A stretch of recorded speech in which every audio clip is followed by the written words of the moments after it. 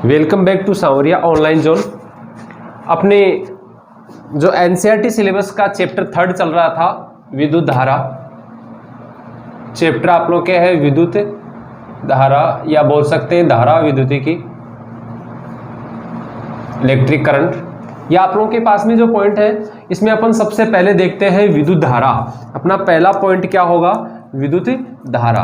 हम लोग विद्युत धारा के बारे में पढ़ेंगे। विद्युत धारा, देखो हम लोग बात करते हैं चालक की। अपने पास में कोई चालक पदार्थ है। जब हम लोग किसी चालक पदार्थ की बात करते हैं तो जो चालक होता है उस चालक में आवेश वाहक मुक्त अवस्था में पाए जाते हैं। क्या पाए जाते हैं? आवेश वाहक। और जो आवेश वाहक होते हैं, आवेश वाहक जो होते हैं वो होते हैं आप लोगों के इलेक्ट्रॉन्स। कौन होते हैं आवेश वाहक के रूप में? इलेक्ट्रॉन। चलो अब अपन बात कर रहे हैं जो आवेश वाहक होते हैं, ये आवेश वाहक इलेक्ट्रॉन होते हैं। और हम लोग ये देखते हैं होल भी होते हैं, लेकिन वो अप्रत्यक्ष रूप से गति करते हैं। इलेक्ट्रॉन जो होता है ये ऋणावेशित होता है।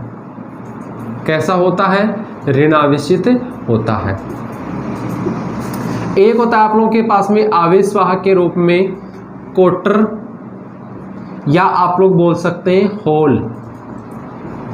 जो इलेक्ट्रॉन होता है इलेक्ट्रॉन नेगेटिव होता है, और जो होल होता है ये क्या होता है? पॉजिटिव। अपन यदि दूसरी भाषा में बात करते हैं, अपने पास में यदि दो परमाणु है, अपन यहाँ एक बार परमाणु ले लें। हम लोग देख रहे हैं अपने पास में दो परमाणु है, और दोनों परमाणु में अपने को पता है अंदर की ओर नाभिक होता है। अंदर की ओर क्या होता है? नाभिक होता है। और नाभिक में पाए जाते हैं प्रोटॉन और न्यूट्रॉन, ये सबको पता होगा, प्रोटॉन और न्यूट्रॉन। और बाहर की ओर पाए जाते हैं इलेक्ट्रॉन। जो परमाणु होता है उसमें अपने तीन तत्व होते हैं। एक मैं ले रहा हूं इलेक्ट्रॉन,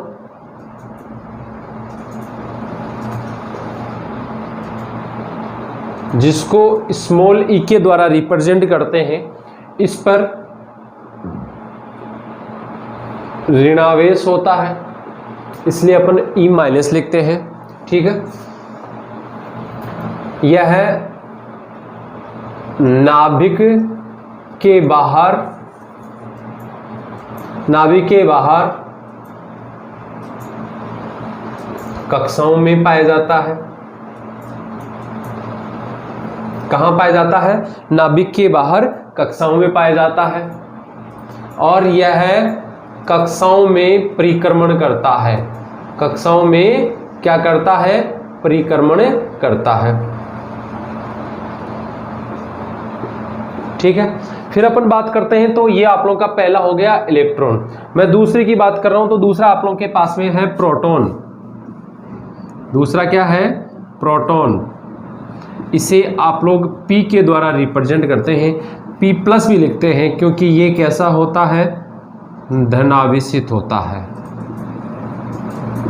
जो प्रोटॉन होता है इस प्रोटॉन को P के द्वारा प्रदर्शित किया जाता है और इस पर धनावेश पाया जाता है, इसलिए हम लोग इसको P+ भी लिख सकते हैं। ये जो नाभिक होता, ये आप लोग के प्रोटॉन जो होता है ये कहाँ पाया जाता है? नाभिक में। कहाँ पाया जाता है? नाभिक में पाया जाता है। ठीक है, अब देखते हैं अपन नाभिक में आप लोगों के एक दूसरा तत्व और होता है जिसको कहते हैं न्यूट्रॉन। क्या कहते हैं? न्यूट्रॉन। और न्यूट्रॉन को कैपिटल N या स्मॉल n भी ले सकते हैं आप लोग, लेकिन स्मॉल n अपन इलेक्ट्रॉनों की संख्या वगैरह अपन कई जगह लेते हैं, इसलिए मैं यहाँ कैपिटल N ले रहा हूँ। ये जो कैपिटल N होता है ये आवेश रहित होता है। कैसा होता है? ये आवेश रहित होता है। चलो, ये कहाँ पाया जाता है? नाभिक में पाया जाता है। कहाँ पाया जाता है? नाभिक में पाया जाता है। यह आप लोगों की स्थिति हो गई। अब अपन बात कर रहे हैं आप लोगों के पास में प्रोटॉन और जो न्यूट्रॉन होते हैं, ये प्रोटॉन और न्यूट्रॉन नाभिक में पाए जाते हैं। और आप लोगों ने यहाँ देख लिया प्रोटॉन पर धनावेश होता है और न्यूट्रॉन पर किसी प्रकार का कोई आवेश नहीं होता। इसका मतलब अपन देखते हैं कि नाभिक पर कैसा आवेश होगा, प्लस होगा, पॉजिटिव होगा। ठीक है, फिर अपन एक बार फिर से देख रहे हैं, फिर आप लोगों को रिपीट कर दूं। नाभिक में कौन कौन पाए जाते हैं? नाभिक में प्रोटॉन और न्यूट्रॉन पाए जाते हैं। कौन कौन पाए जाते हैं? प्रोटॉन और न्यूट्रॉन। हम लोग बात करते हैं प्रोटॉन जो होता है ये धनावेशित होता है और जो न्यूट्रॉन होता है ये आवेश रहित होता है। जब हम लोग बात करते हैं प्रोटॉन और न्यूट्रॉन की, तो ये प्रोटॉन और न्यूट्रॉन कहाँ पाए जाते हैं? नाभिक में पाए जाते हैं। कहाँ पाए जाते हैं? नाभिक में। और नाभिक में पाए जाते हैं तो देखो प्रोटॉन पर आवेश है प्लस, न्यूट्रॉन पर कोई आवेश नहीं है, तो नाभिक पर कैसा आवेश होगा? प्लस आवेश होगा। कैसा आवेश होगा? प्लस आवेश होगा। एक चीज मैं आप लोगों को यहाँ और क्लियर कर दूं, यदि आप लोगों के धन आवेश दे रखा है, धन आवेश यदि किसी पदार्थ पर है या किसी परमाणु, या आप लोग बोल सकते हैं किसी आप लोगों के पिंड पर है, तो इसका मतलब होता है इलेक्ट्रॉनों की कमी। क्या होता है? इलेक्ट्रॉन की कमी। क्या कहलाती है इलेक्ट्रॉन की कमी? इलेक्ट्रॉन की कमी आप लोगों के धनावेश के रूप में प्रदर्शित की जाती है। किसके रूप में प्रदर्शित की जाती है? धनावेश के रूप में प्रदर्शित की जाती है। चलो आगे अपन चलते हैं, तो आप लोगों के पास में एक स्थिति और बन के आती है कि इलेक्ट्रॉन जो होते हैं ये इलेक्ट्रॉन ऋणावेशित होते हैं और कहाँ पाए जाते हैं? बाहर की ओर कक्षाओं में। तो मैं यहाँ इलेक्ट्रॉन पर ऋणावेश प्रदर्शित कर दूं, तो ये हो गया आप लोगों के दो परमाणु। हम लोग बात करते हैं कि इनमें यदि एक चीज में अपन देखते हैं, यदि उदासीन एक ये जो परमाणु है ये आप लोगों के यदि उदासीन है, उदासीन कब होगा? जब इस पर धनावेश और ऋणावेश दोनों की संख्याओं का अनुपात क्या होगा? समान होगा। यदि मैं ये देखूं कि धनावेश की संख्या ज्यादा हो, जैसे मान लो सपोज दैट धनावेश आप लोगों के 10 के रूप में है और ये ऋणावेश क्या है? 9 है, तो यहाँ किसकी अधिकता होगी? इसकी अधिकता होगी आप लोगों के धनावेश की। किसकी अधिकता हो गई? धनावेश की। तो इस परमाणु पर कैसा आवेश आएगा? धनावेश। क्लियर? यदि आप लोगों के ऐसी स्थिति बन जाती है कि 10 आप लोगों के धनावेश है और 11 ऋणावेश है, तो यहाँ किसकी अधिकता है? ऋणावेश की। किसकी अधिकता है? ऋणावेश की। तो यहाँ इस परमाणु पर कैसा आवेश आ जाएगा? ऋणावेश आ जाएगा। और यदि दोनों की संख्या समान है, जैसे मैं ये देख लो यहाँ पे 10 तो आप लोगों के धनावेश है, 10 ही ऋणावेश है, तो ये कैसा होगा आप लोगों के पास में? उदासीन। मतलब यहाँ ना तो यह परमाणु धन आवेश को प्रदर्शित करेगा और ना ही ऋणावेश को प्रदर्शित करेगा। तो ऐसी जो आप लोग की कंडीशन बनती है वो कंडीशन आप लोग के उदासीन अवस्था में पाई जाती है। ठीक है, चलो आगे देखते हैं अपन। तो अपने पास में देखो अब विद्युत धारा को अपन प्रदर्शित करते हैं।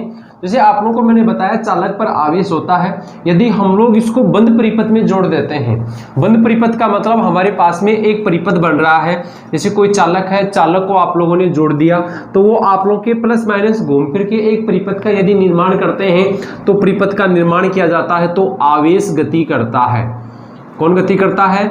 आवेश गति करता है। देखो दो स्थितियां आप लोगों की बन के आई थी पहले, एक तो आवेश की स्थिर अवस्था थी, स्थिर अवस्था, स्थिर अवस्था से आप लोगों के विद्युत क्षेत्र उत्पन्न हो रहा था। क्या उत्पन्न हो रहा था? विद्युत क्षेत्र।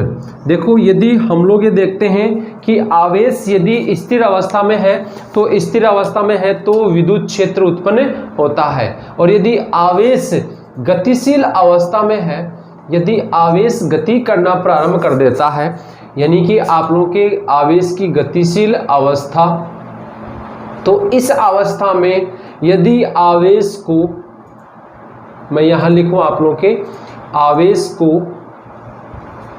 बंद परिपथ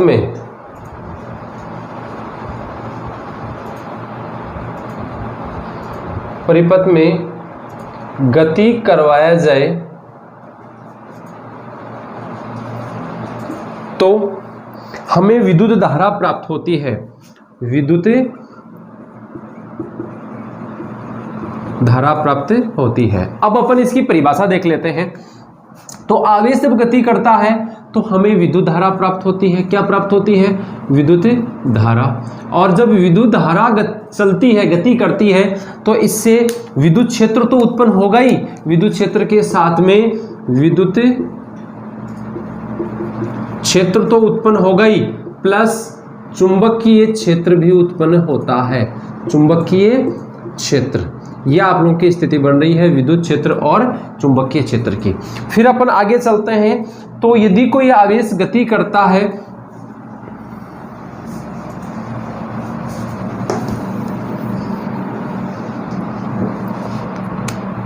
तो विद्युत धारा की परिभाषा से, विद्युत धारा की परिभाषा क्या कहती है कि एकांक समय में, एकांक समय में प्रवाहित होने वाले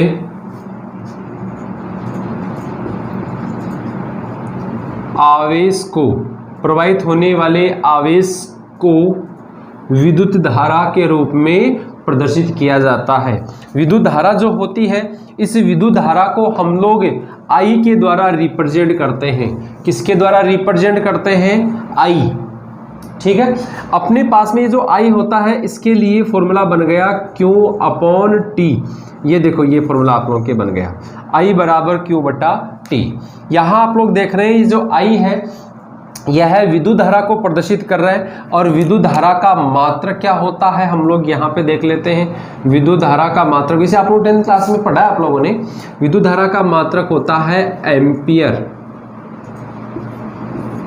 देखो विद्युत धारा, यहाँ नोट कर लो आप लोग, नोट करने वाली चीज है, नोट लगा के लिख सकते हो आप लोग। विद्युत धारा जो होती है, यह मूल भौतिक राशि होती है।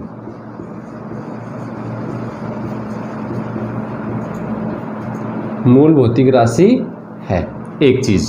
दूसरी चीज अपन देखते हैं कि यह इसमें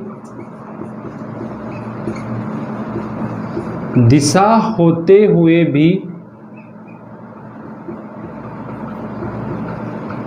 यह अदिश राशि होती है।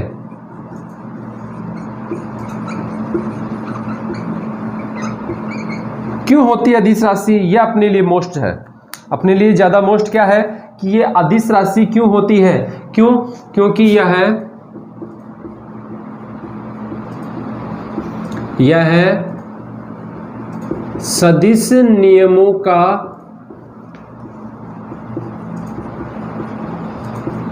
पालन नहीं करती है।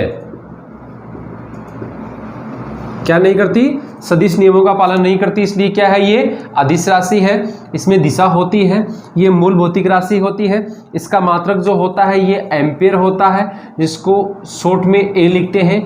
कुछ बुकों में आप लोगों के AMP भी आप लोगों को लिखा हुआ मिलता है। ठीक है। विद्युत धारा का मात्रक एम्पियर होता है। यह एक अदिश राशि होती है, लेकिन दिशा होते हुए भी यह अदिश राशि होती है, क्योंकि ये सदिश नियमों का पालन नहीं करती, इसलिए ये एक अपवाद है।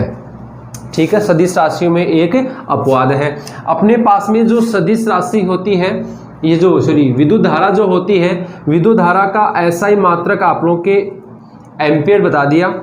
एक आप लोगों का अन्य मात्रक और होता है इसका, जो इससे आता है आप लोगों के सूत्र से। देखो ये हो गया आवेश कूलाम, और ये समय हो गया सेकंड। तो आप लोगों के पास में कूलाम पर सेकंड भी हो गया। ठीक है, ये आप लोगों की स्थिति बन गई। फिर अपन आगे चलते हैं। तो ये मूल भौतिक राशि होती है, इसीलिए इसका जो मात्रक होगा वो मूल मात्रक होता है। आप लोगों ने 11th क्लास में पढ़ा है, अपने 7 मूल मात्रक होते हैं। कितने होते हैं टोटल? 7 मूल मात्रक होते हैं और 2 पूरक मात्रक होते हैं। तो ये हो गया आप लोगों की विद्युत धारा। आगे अपन इसी का विमीय सूत्र निकाल लें। विमीय सूत्र, या बोल सकते हैं अपन इसकी विमा। क्या होगी विमा? देखो विमा निकालने के लिए अपने को Q/T। तो यहाँ विद्युत धारा, मैंने आप लोगों को ये चीज बताई है, विद्युत धारा जो होती है ये मूल भौतिक राशि होती है। विद्युत धारा जो होती है ये मूल भौतिक राशि होती है, इसलिए इसका खुद का ही विमीय सूत्र होता है जो क्या होगा A1। इसको अपन ऐसे भी लिख सकते हैं M0 L0 T0 A1। अब देखो इसे I से Q का बनता है, Q का अपन कैसे बनाएंगे, Q का ऐसे बनाते हैं आप लोग के IT। अब इससे आप लोग के विमा बनती है, वैसे Q का बनता है, बनता क्यों नहीं, लेकिन ये I से बनता है। तो आप लोग देखो I का हो गया A तो A1 और समय हो गया T तो T1। आप लोग इसको ऐसे भी लिख सकते हैं, Q का जो विमीय सूत्र है वो ऐसे भी लिखा जा सकता है M0 L0 T1 A1। ये ऐसे भी लिखा जा सकता है, इसको ऐसे भी लिख सकते हैं और ऐसे भी लिख सकते हैं, इसको ऐसे लिखा जा सकता है और ऐसे भी लिखा जा सकता है। ये हो गया आप लोगों के पास में विद्युत धारा का विमीय सूत्र, ठीक है। और ये हो गया आप लोगों के पास में लगे हाथ, मैंने आप लोगों को बता दिया, ये हो गया आप लोगों के आवेश का विमीय सूत्र। किसका? आवेश का विमीय सूत्र। और ये हो गया विद्युत धारा का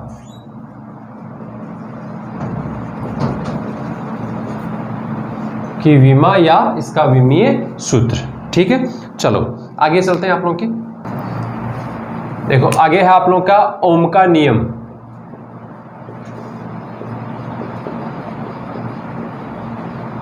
ओम का नियम, देखो क्या है ओम का नियम, ओम्स लॉ क्या है। देखो ओम नामक वैज्ञानिक ने V और R में एक संबंध निकाला था, ठीक है। ये आप लोग के V और I में एक संबंध निकाला था। उन्होंने क्या कहा कि हम लोग यदि किसी चालक में विद्युत धारा प्रवाहित करते हैं तो उस चालक के सिरों पर विभवांतर उत्पन्न होता है और वह विभवांतर आप लोग के पास में V समानुपाती I हो गया। तो ये हो गया V बराबर R I, या इसको ऐसे भी लिखा जा सकता है V बराबर I R, ऐसे भी इसको लिखा जा सकता है। आप लोगों के पास में देखो यहाँ R क्या है, समानुपाती स्थिरांक। क्या है? समानुपाती स्थिरांक। R क्या है? समानुपाती स्थिरांक। ये जो आप लोगों के पास में R है इसको कहा जाता है प्रतिरोध। मतलब प्रतिरोध का जो शब्द है आप लोगों के, इससे आप लोगों के दिमाग में एक चीज आती है कि प्रतिरोध का मतलब होता है अवरोध। सीधा सा यही तो होता है, अवरोध का मतलब रुकआउट, ठीक है, कोई बाधा। मतलब हमारे यहाँ पे यदि किसी चालक में विद्युत धारा प्रवाहित होती है, जैसे मैं यहाँ पे आप लोग के एक चालक तार बना रहा हूँ, एक बेलनाकार चालक तार है, इस चालक तार में यदि विद्युत धारा प्रवाहित होती है तो विद्युत धारा आप लोगों के I, ये पॉजिटिव सिरा है और ये नेगेटिव सिरा है, मतलब पॉजिटिव से नेगेटिव की ओर विद्युत धारा प्रवाहित हो रही है। जब ये विद्युत धारा इस दिशा में प्रवाहित होती है तो इसके विपरीत दिशा में इलेक्ट्रॉन गति करते हैं। कौन गति करते हैं? इलेक्ट्रॉन गति करते हैं। विद्युत धारा के विपरीत दिशा में कौन गति करते हैं? इलेक्ट्रॉन्स। ये जो इलेक्ट्रॉन गति करते हैं, जो हमेशा विद्युत धारा के विपरीत गति करते हैं, ये इलेक्ट्रॉन कब गति करेंगे? जब हमारे यहाँ बंद परिपथ हो। कैसा परिपथ हो? बंद परिपथ हो। और बंद परिपथ की यदि बात करें तो बंद परिपथ में जब आवेश वाहक इलेक्ट्रॉन गति करते हैं तभी हमें विद्युत धारा प्राप्त होती है। तो अपन ये देखेंगे कि ये जो इलेक्ट्रॉन होते हैं, ये जो विद्युत धारा होती है, ये इस चालक के काट क्षेत्रफल, ये क्या है इसका? अनुप्रस्थ काट क्षेत्रफल। अनुप्रस्थ काट क्षेत्रफल। और ये अनुप्रस्थ काट क्षेत्रफल जो A होता है, ये होता है पाई आर स्क्वायर। क्या होता है? पाई आर स्क्वायर। तो इस प्रकार से आप लोगों की स्थिति बनती है। तो यहाँ पर प्रतिरोध का मतलब होता है अवरोध, मतलब जितने इलेक्ट्रॉन कम प्रवाहित होंगे। अवरोध का मतलब रुकावट हो रही है, इसका मतलब इलेक्ट्रॉन गति कम कर पा रहे हैं। यदि इलेक्ट्रॉन गति कम कर रहे हैं तो आप लोगों को पता है I बराबर क्या होता है? Q/T। यदि आप लोगों को ये कहा जाए कि T समय में, आप लोग के T समय में यदि Q आवेश गति कर रहा है, यदि इलेक्ट्रॉन्स गति कर रहे हैं, तो T समय में जितने इलेक्ट्रॉन गति करते हैं वही तो विद्युत धारा होती है। तो इलेक्ट्रॉन कम गति करेंगे, इसका मतलब विद्युत धारा का मान कम प्राप्त हो रहा है, इसका मतलब वहाँ अवरोध ज्यादा है। यदि अवरोध कम होगा तो रुकावट कम होगी, तो मैक्सिमम इलेक्ट्रॉन गति करेंगे, मैक्सिमम इलेक्ट्रॉन गति करेंगे तो हमारे पास में विद्युत धारा का मान भी क्या प्राप्त होगा, मैक्सिमम प्राप्त होगा। इसको अपन यहाँ फिजिक्स की भाषा में कहते हैं प्रतिरोध। फिजिक्स की भाषा में इसे क्या कहा जाता है, प्रतिरोध कहा जाता है। अब इस प्रतिरोध को हम लोग कैपिटल आर के द्वारा रिप्रेजेंट करते हैं, और ये जो कैपिटल आर होता है इसको इंग्लिश में बोला जाता है रेसिस्टेंस। ठीक है, ये आप लोग की स्थिति बन गई। तो आप लोग के आर बराबर वी अपॉन आई। अब अपन बात करते हैं आर के मात्रक की। आगे बात की जा रही है आर के मात्रक की। आर किस किस पे डिपेंड करता है, उन सब चीज़ों के बारे में भी अपन यहाँ जिक्र करेंगे। तो सबसे पहले मैं बात कर रहा हूँ आर के लिए। आर बराबर वी बटा आई, ये फॉर्मूला बन के आ रहा है। तो अपने को सबसे पहले बात करनी है मात्रक। आर क्या है वो मैंने आप लोगों को बता दिया। आर अपने पास में प्रतिरोध है। आर क्या है, प्रतिरोध है। और आर का मात्रक ओम नामक वैज्ञानिक के सम्मान में क्या रखा गया, ओम। इसका मात्रक क्या रखा गया, ओम। और इसका जो सिंबल है वो ओमेगा के द्वारा प्रदर्शित किया जाता है, इसको ऐसे लिखा जाता है। ठीक है, ये स्थिति बन गई। फिर अपन बात करते हैं तो इसके ये ऐसा ही मात्रक है इसका, इससे भी तो मात्रक बनता है। देखो ये बन गया आप लोग के विभव का हो गया वोल्ट, और धारा का हो गया एम्पियर, वोल्ट पर एम्पियर, यानी कि V बटा ए। ये भी आप लोगों की इसका मात्रक है। ठीक है, तो इस प्रकार से आप लोग की इसका मात्रक हो गया। आगे अपन चलते हैं। तो ये जो आप लोग के पास में आर होता है ये किस किस पर निर्भर करता है वो बाद में देखेंगे। एक बार अपन इसकी विमा देख लेते हैं। विमा निकालने के लिए अपने को V बटा आई चाहिए। क्या चाहिए, V बटा आई। V का आप लोग के पास में विभव है, V का मात्रक, ये विमीय सूत्र क्या होगा ये ज्ञात करने के लिए अपने को निकालना है विद्युत क्षेत्र। दो चीजें होती हैं आप लोगों के, एक तो V बराबर आप लोगों ने पढ़ा था W अपॉन क्यू नॉट, ये आप लोगों के पास में आया था। W अपॉन क्यू नॉट आप लोगों ने लिया था। ठीक है, याद हो तो आप लोगों के पास में यही चीज आई थी। ठीक है, तो अपने पास में ये क्या हो जाएगा, देखो यहाँ इसका अपन विमीय सूत्र निकालते हैं तो W कार्य है जिसका होता है M1 L2 T-2, और ये बट्टा में क्या हो गया आप लोगों के आवेश।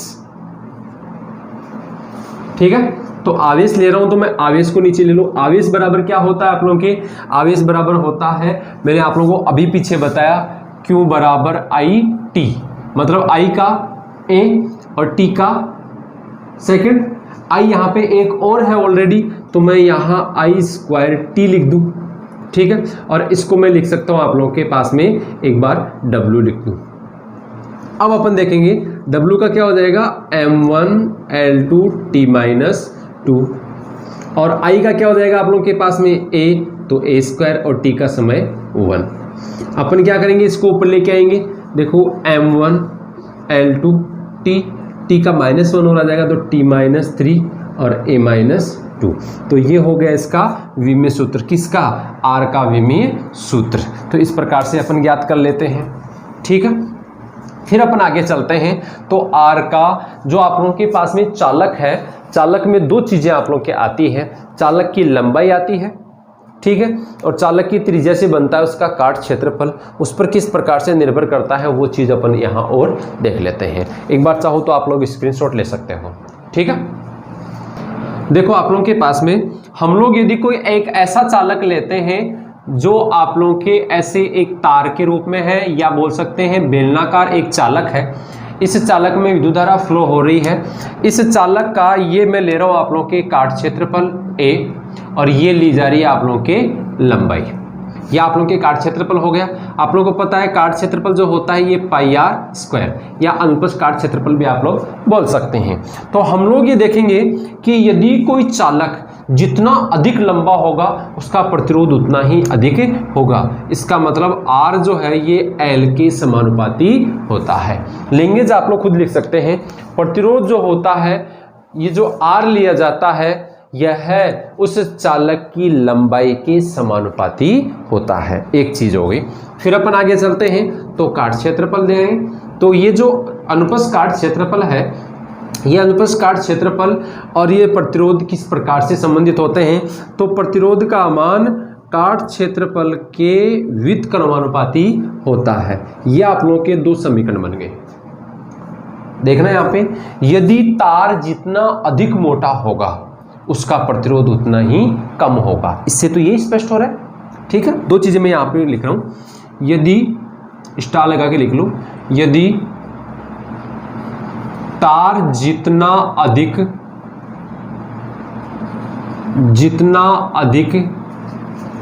लंबा होगा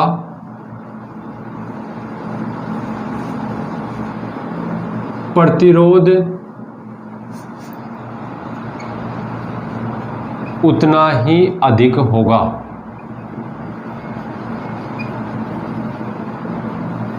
ठीक है, दूसरा अपन ले लेते हैं कि यदि मैं ये कहूं कि यदि तार जितना पतला होगा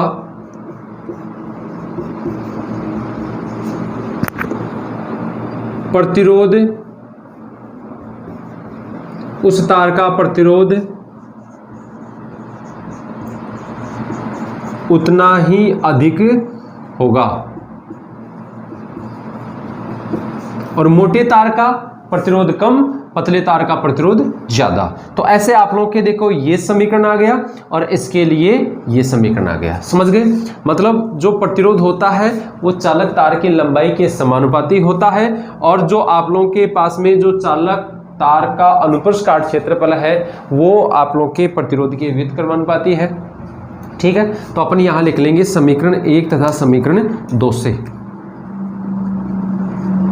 समीकरण 1 व 2 से क्या हो जाएगा आप लोगों के R समानुपाती L बट्टा A। क्या हो गया? R समानुपाती L, R समानुपाती ये L हो गया। ठीक है, ये तो आप लोगों के 1 है भाई, इसको L मत ले लेना, ये आप लोगों के पास में आ गया। फिर अपन इसको आगे सोल्व करते हैं तो क्या आता है, शायद दिख रहा होगा नीचे आप लोगों के, दिख रहा है नीचे आप लोगों के पास में यहाँ एक स्थिरांक आता है रो, ये L/A। तो आपके पास में एक समीकरण बन गया जिसको समीकरण नंबर 3 दे रहे हैं। यहां रो क्या है? यहां रो एक समानुपाती स्थिरांक है। क्या है? समानुपाती स्थिरांक, जिसे क्या कहा जाता है? जिसे विशिष्ट प्रतिरोध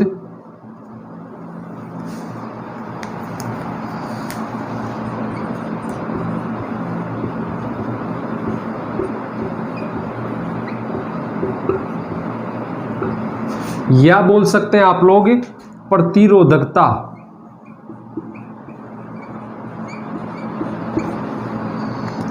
कहते हैं। क्या कहा जाता है? या तो विशिष्ट प्रतिरोध या हम लोग बोल सकते हैं प्रतिरोधकता। किसको? रो को। एक चीज मोस्ट आप लोगों के इसके लिए और चीजें अपन आगे अगले वीडियो में करेंगे। इसमें एक चीज आप लोगों की और बता दूं, ये जो आप लोगों के पास में रो होता है, यह है रो पदार्थ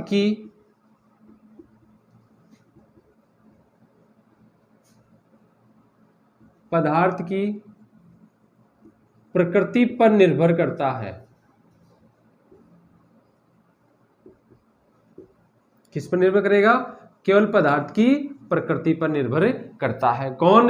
प्रतिरोधकता या विशिष्ट प्रतिरोध, जिसे किसके द्वारा रिप्रेजेंट कर रखा है आप लोगों ने? रो के द्वारा रिप्रेजेंट कर रखा है।